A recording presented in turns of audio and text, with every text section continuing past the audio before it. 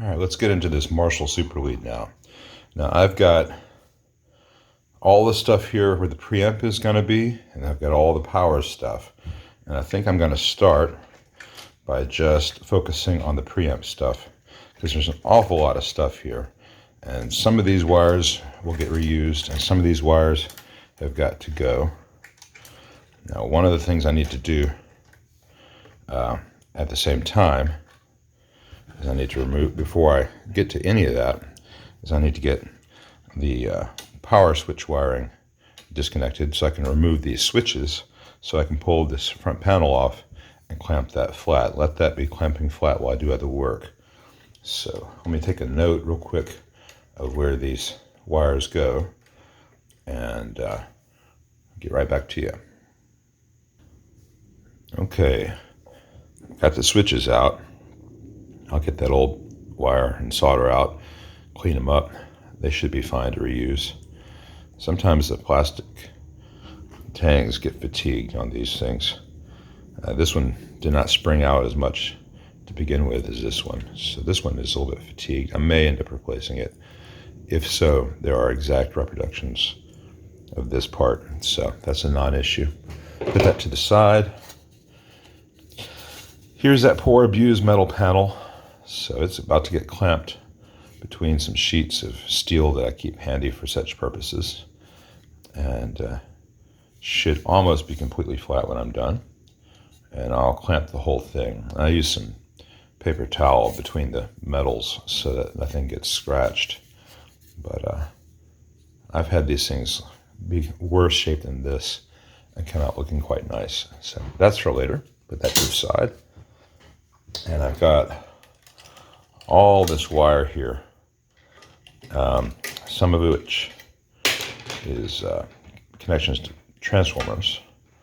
And you can see here there are two spliced wires on this power transformer. Those wires should never have needed to be spliced, but other wires from that power transformer are not spliced, which makes me think this is the original power transformer and someone just effed it up and then tried to cover their tracks. So once I get all this ugly stuff out and can take a real look at things, I'll know more where we're at. If this were an amp in better condition, I'd be very, very careful with every original wire to reuse as much as possible. But there's a lot that has been done wrong in this amp over the years. And I've got to make sure that it has good, clean, fresh connections for everything possible. So, you know, things like, I don't know if you can see this. Let me get closer. Here is the grid for the second power tube and the grid resistor. And that just broke off. That just broke because there was so much strain on the wire. And this resistor, which is not original, had a very thin lead and it just snapped right at the body. So if you look at the amp as it came in, didn't look especially bad. As soon as I moved wires, hey, that would not have sounded very good, running with 3 tubes. Yeah, I know there's some mythology on the internet about Van Halen only using 3 tubes. Van Halen lied a lot in various guitar interviews because he didn't want people to know what he was doing. So take everything he said with a grain of salt. Great player, but not a good guide as to how things should work in amplifiers. I'll just go ahead and snip that so I get that wire out. Because there's no magic to this wire. And when it's unreliable, it's got to go. And I'll deal with all that, the rest of it later. But anyway, I'm going to focus on the preamp side of things. So let me move the camera down there. I want to have a nice place to put this board. So in addition to just cutting things out, I'm also going to be desoldering. So let's start with this grid, because it's just really, the solder joints are mangled, the wire's ugly, And look at all that movement in that socket. That's that socket. If you see the first video, it was kind of at an angle. So this socket is probably going to need to be replaced. That's no big deal. I've got Beltons that are higher quality than this original, and I'll drill out those rivets and replace that socket more professionally. Don't worry about that solder spatter. It doesn't stick to the chassis. It'll come right out.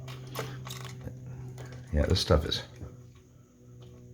horrible. It needs to go. So let me push this through and snip it off on the other side.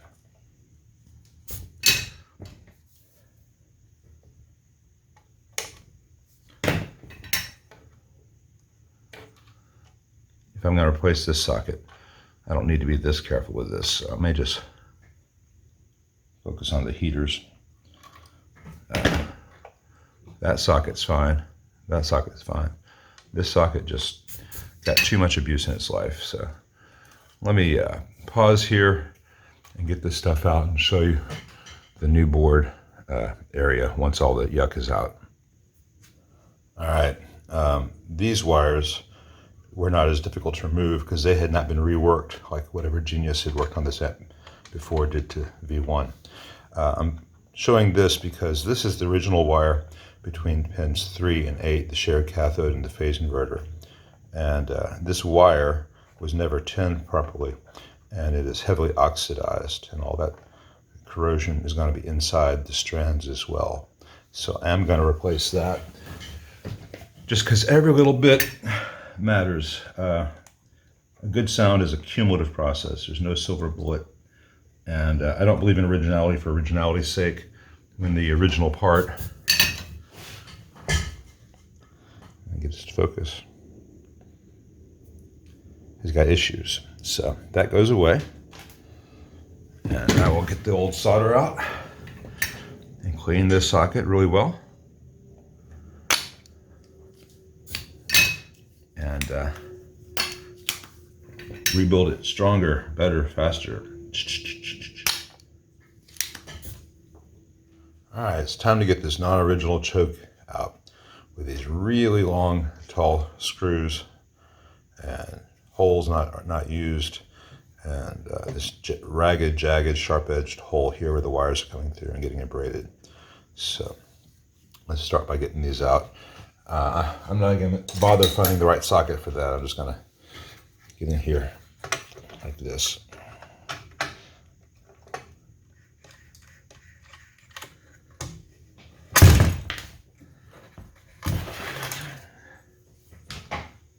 Okay, so that Parmico is out, the Parmico 10 Henry, and this Mercury 3 Henry is going to go in, and it's going to match up to 2 of the original holes. And then just have a little, I need to widen this hole a bit farther. Actually, that one's already been chewed up quite a bit. Let's see.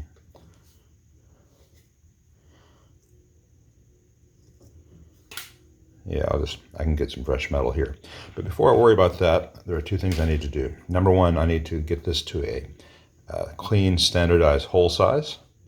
I'll do that from the other side so my screwdriver power tool doesn't hit the output transformer.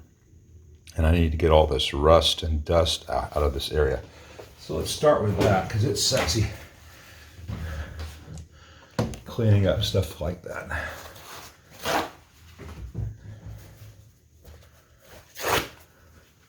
Let's start with a little bit of 409. And just mop up the yuck. I'm so glad we had this time together. I'm dating myself. Some of you will remember that. Anyway, the 409 does a good job with just the dirt. So do that again.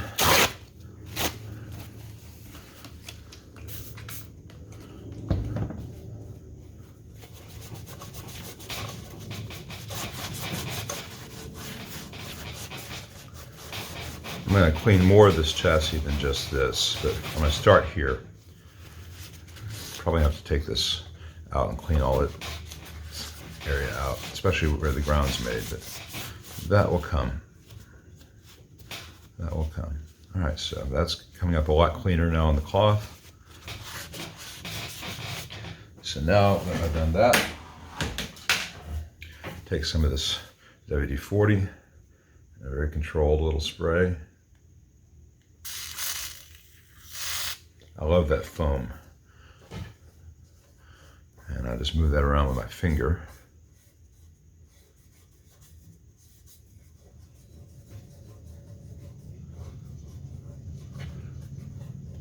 Get a good area in here. I'll get some of that transformer hardware while I'm at it.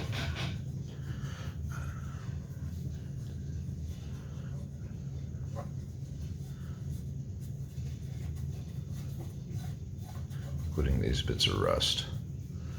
All right, now I'm going to go sit on the front porch with a cup of coffee for about 15-20 minutes and let that do some work, and then we'll check back. All right, while it was soaking, I also removed the rivets that hold D1 in place because that was just too far gone, and I enlarged this hole cleanly to 3/8 of an inch. I believe I've got a grommet that fits that. If not, I can get one fairly quickly. So let's see what the WD-40 has done for us.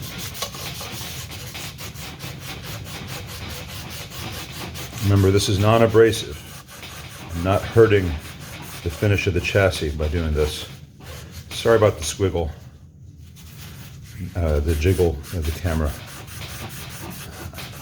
My bench is just a cheap plastic folding table from the hardware store because I invariably end up spilling a chemical or burning things, and it's better for me, at least, every year or two to get a new $40 folding table than to invest in something really nice that I would then burn as well. But when I do stuff like this, the whole table rocks back and forth. I'm just getting all kinds of gunk up. And the nice thing about the WD-40, and before the stamp is done, when all the chassis looks pretty much like this area, in contrast to that, I will leave a light film of WD-40. So any of the spots here and here and here where there's rust developing, that WD-40 actually sinks down into the exposed steel and kind of slows down the rust formation. You can also just leave a film of petroleum jelly, but that feels weird. And WD-40 smells good. I would wear it as a cologne if I could, but I probably only attract other amp techs, and Lord knows I don't want that. All right, so now that that's good, and I can fit a grommet down here, I'm gonna feed these wires down the hole where they're going to go. Though again, there'll be a rubber grommet there before this thing is officially installed. And I'm gonna line up the two holes that fit here and mark where I need to drill the chassis. And hopefully that WD-40 won't have made it difficult. In fact, I'm going to make life better for myself in that regard. Easier to write and easier to see.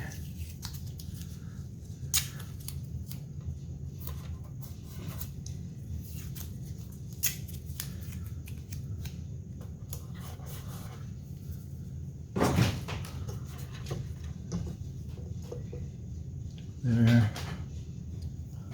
Sorry, it's hard to do this on the camera. Yeah.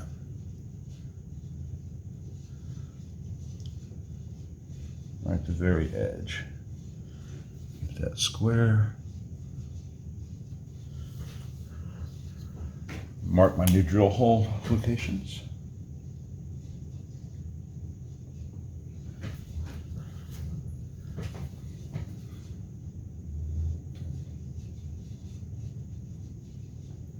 If this were a new amp, I would make a template for myself in my CAD program showing the actual dimensions and the actual hole centers where I want them to be, and it'd all be perfect.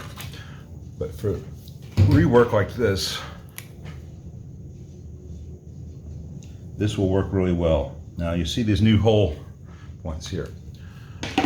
I know that the existing hole is just to the left, so let's see how close we are.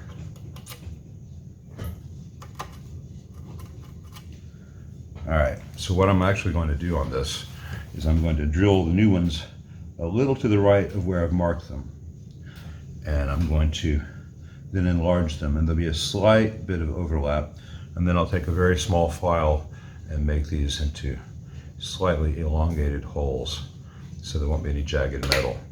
And I'll show all that in a bit, but I'm gonna take this outside and drill this, and then we'll touch base again.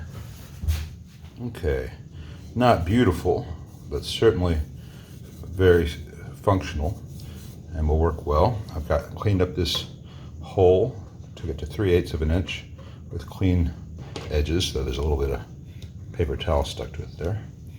And now I've got this 3/8 inch grommet that I'll put in place. These are always a little bit tricky to do, I'm sure, because I'm doing it on camera, it'll take longer than otherwise. In the past, I would have been tempted to get in there with a little screwdriver, but I have learned, to my dismay, that often cuts them and chews them up. And so it's best to just do it with your fingers. All right, there you go. I'm gonna flip this over. I'll neaten out the other side because I'm sure right now it's a little bit bunched up. But this allows me to place the new choke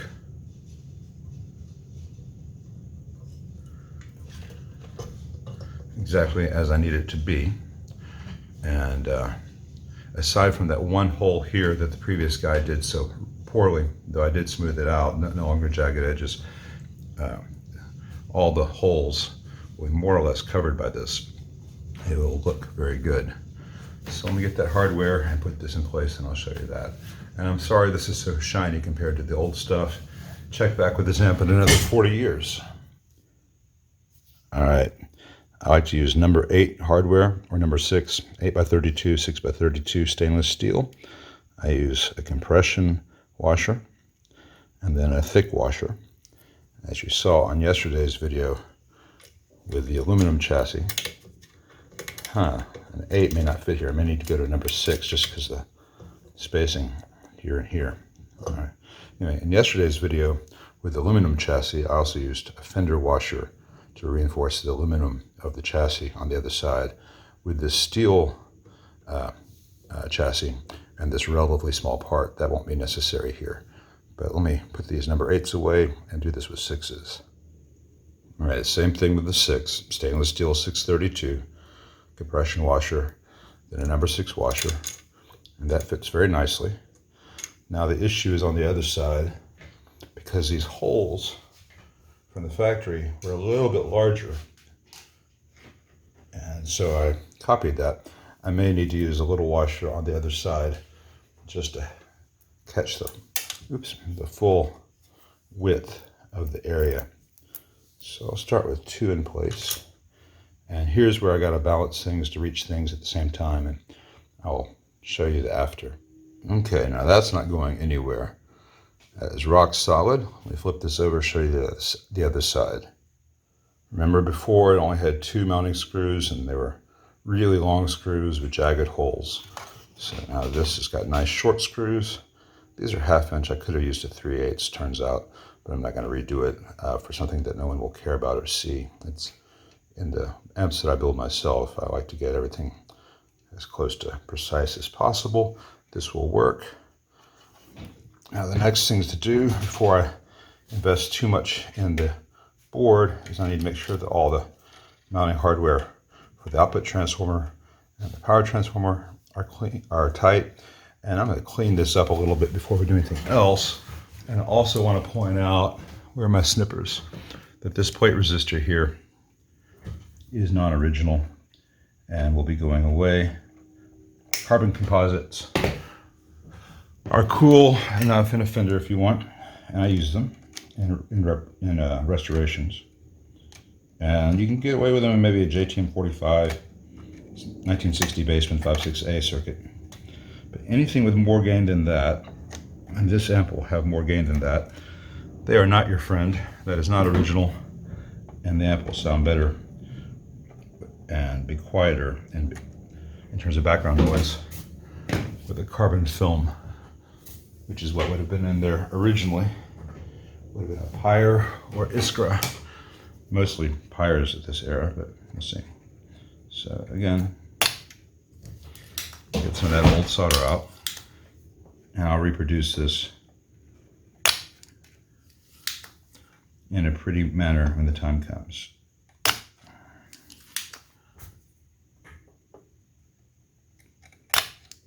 That's good for now. I was making sure I wasn't going to burn those heater wires. All right, the next thing to do is to defunkify the chassis a bit. Let's see if I can get this to be visible without having the camera in the way of where I actually need to work. I guess that'll do. Just got all this yuck over the years, and yucks. I want to get this is. I just like to get the metal contact good. There's also some very rough edges here. Someone enlarged these holes, and they did not use the proper tool. So before I do anything else, let's deburr that. And there are a lot of ways you can do that. You can use just a deburring tool, and I have done my share of that. But it is something that is very easy to do with aluminum. A little bit trickier with steel. So I've got myself a little shortcut for that, which I will show in just a moment. You do this for a while, you get all kinds of cool toys. Not quite to Batman level, but I have here my flexible bit. Oh, and they enlarge it so much. They enlarge it to a full 1/2 inch. So this doesn't do any good. Not much. So I'm going to stop. Damn it. They must have used it. Someone must have drilled that out and had shoulder isolation mounts for a switchcraft and gone a little bit big on that. The stock hole size is just below 1/2 inch. It would have been just fine anyway. So I'll just have to go in here with a deburring tool, which I cannot really do on camera, but I want to get those sharp edges off. I'll do that in a little bit. Not everything is filmable with the camera setup and holders that I have. So for this, I'm going to use isopropyl. I should get all that out. I'm just going to put it on a paper towel, get in there and wipe away.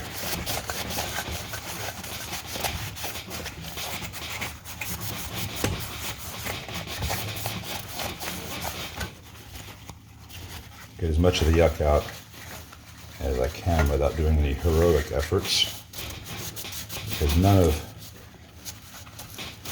almost none of the existing grounds in the amp are going to be the grounds in the actual amp. We'll talk about that later. Marshall has a wholly inadequate ground scheme. I know that people will automatically start arguing, but they have not done it before and after. And I have done it a couple hundred times now. A couple hundred times. And once you hear the difference, there's just no excuse for the stock buzz and hum.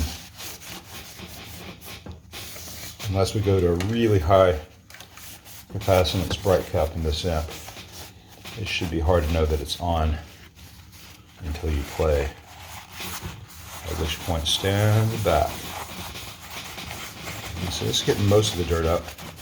You can see kind of a dirty film left behind.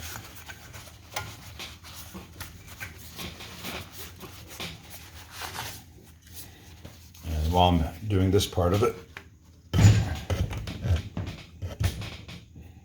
try to clean this panel off as well, where the control panel goes.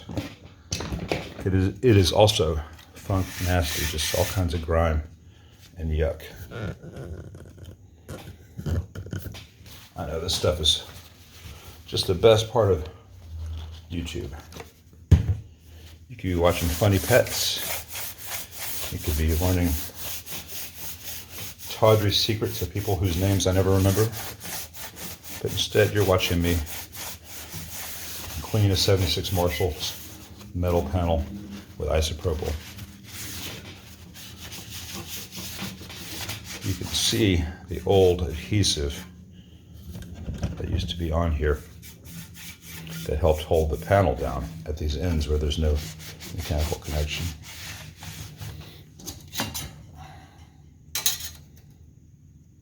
I guess that's not what that is. I guess that's just residue from contacting the Tolex or something. But anyway,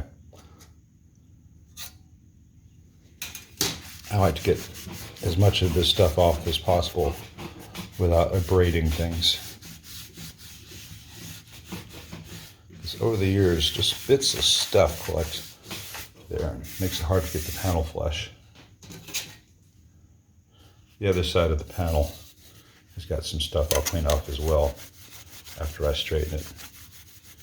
But you have to be very gentle with that and make sure you don't get any solvents or cleaning solutions anywhere near the silkscreen, because on these metal panel Marshalls, that silkscreen wipes off if you sweat too hard, let alone alcohol. So this shall not touch this. Anyway, we're at a point here where I feel confident that I can stop on this for a bit and move on to the board. So let me get the stuff swapped out and move the camera around, and we'll do some fun stuff. All right, time to get to work on this board. Now that I've got all the wire location holes drilled and chamfered, a little smudge there from the tape I used to hold the drilling template in place. I'll clean that up. It is time for me to get in here and do the back of the board wiring. So jumpers where they go, and wires from one point to the next underneath the board and all that fun stuff. And it's a kind of a tedious thing to show in its entirety. I'll show you maybe a couple highlights during, and then I'll show you the after. So let me get started. All right, I've got a thing of Planter's Peanuts here to get it off the work surface. Brings it easier for me to see, keeps the heat off my cutting mat on the bench. Also makes it easier for the camera to see. So first I'm going to do this jumper wire here, which connects the negatives of the diodes in the diode bridge. So negatives, the HT, the positives. And so my little jumper wire, I've worked on a lot of amps where the jumper barely goes into the turret. It's just too short. I like to have some surface area in there. If this were something that had any tension on it or had massive current, I would probably extend it through the turret more, like you might find on some high watts. But there's not a lot of current in this, and this 22 gauge in such a short span is going to be very, very solid. So I'm going to tin my iron. Check my temperature, because when I work with turrets, I like it to be hot. I'm about 750 Fahrenheit, which is like 380, 390 Celsius. Pretty darn hot. So this is pre-tinned bus wire, and these are pre-tinned eyelets. So I just heat it up, bring the solder to it. It should flow down.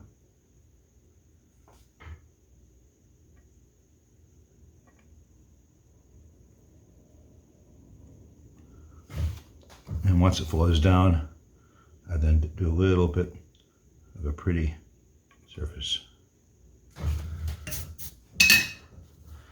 And that's all that's necessary for that. When I am done with this, you can see that bit of flux on the board. And part of it's just pride in workmanship, but in some things, flux can develop conductive paths. So I like to get in there and get that smudge off. So I'll reuse that little bit of paper towel on the next one. And then I'll just dry it a little bit here with this, and the rest of it will evaporate. And that gives me a very pretty bus wire junction. And I'll do the same thing now right over here for the positives. And then I'll do some across the board wiring, and I'll show you that. All right, now we've got the underboard wiring done. So I have these jumpers. Just bare jumper wire over here where nothing's crossing over these on the bottom. There's nothing in proximity. There's no possibility of any short. It's the same. The wire gauge for these jumpers is the same as the wire gauge in these insulated runs. But here I did insulate. This is the B+ to various places. And this is the bias. I made sure that it's not coming anywhere close to adjacent eyelets. So as those, not eyelets, turrets, as those turrets get heated, these wire runs won't be affected. You can see a little bit of residue. I haven't done the final cleaning. I've gotten most of the flux up. Very neat solder, if I do say so myself. And the wires are all going down into the turret about 1/8 of an inch, sometimes a little bit more. So there's a good mechanical strength to that. And from the top, it looks stock, looks as it was, nothing's visible. Next part, I've got to do all the wires that run to the pots and to the preamp tube sockets and all that fun stuff, because it's a lot easier to do that before components are put on the eyelets. So, all right, the fun begins. I've got the board mounted temporarily so I could measure all the distances for the wires needed. That long one is the negative feedback connection for this side of the board. I'm going to start with this one. And as an example, I'll do it on this one. Let's see. From that cathode pin to, where does it go? To right here.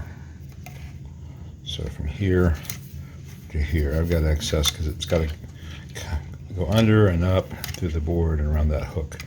But let's do that stuff, and I'll show you the process on that. I'll remove the board to do that, though. All right, I've got the first one with the tinned top coat center conductor wrapped almost all the way around. It's about 300 degrees. It's approaching itself again, but it's not a full wrap. And that's down against the base of the turret. And now I will solder that and show that. I can't do all this while filming just because of the way my camera mount works. All right, that is a good solder joint. So now I bring the wire through the board, and that provides strain relief.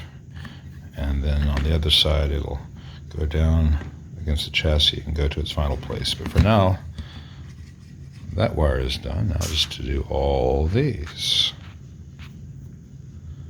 All these to go. Okay, both sides done now. Still got a little bit of lint and little specks of flux to clean off the board, but it's looking really pretty. Every solder joint is pretty. Every solder joint is mil-spec, and that is not a full wrap.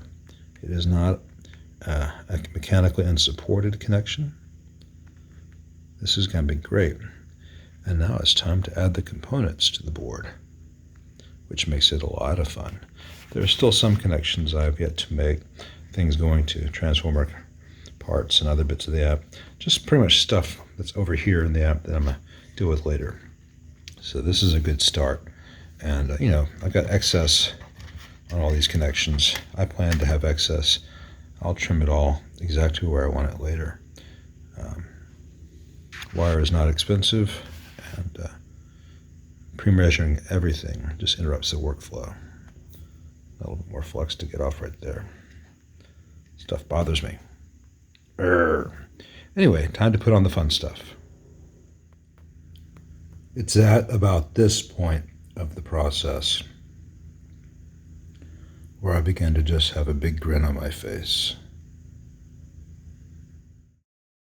Some of the parts I ordered have not arrived yet.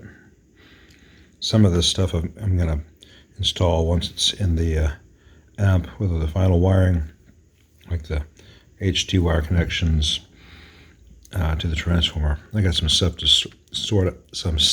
sort out in the chassis before the board can go into place. But this is looking really nice. This is going to sound great. You can wait for a cap, some resistors.